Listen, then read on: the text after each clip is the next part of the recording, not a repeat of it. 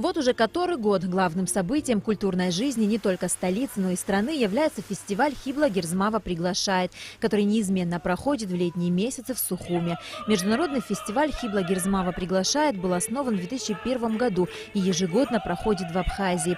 А в 2014 году расширил свои границы и прошел в Москве на сценах музыкального театра имени Станиславского и Немировича Данченко и в Большом зале консерватории имени Чайковского. В 2015 году 14-й фестиваль открылся в золотых стенах знаменитого зала «Музикферайн» в Вене, а в 2016 году был открыт в швейцарском Санкт-Морице.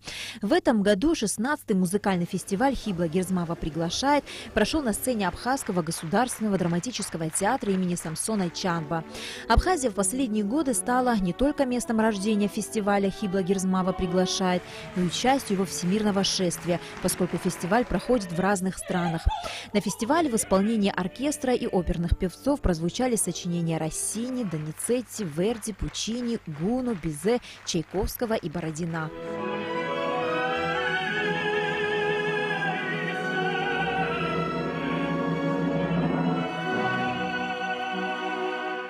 Вклад нашей соотечественницы, звезды мировой величины Хиблы Гирзмава в дело международного культурного признания Абхазии неоценим.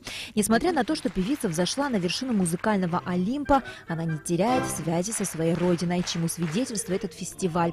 Сама Хибла Гирзмава признается, что выступление на родине для нее особое событие, и она всегда старается привести самый красивый и интересный репертуар.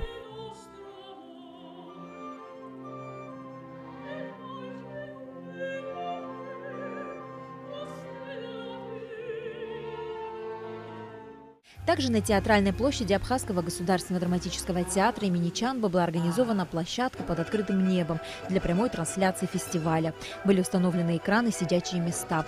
В завершении концертной программы Хибла вышла к поклонникам, которые с нетерпением ждали ее у входа в театр.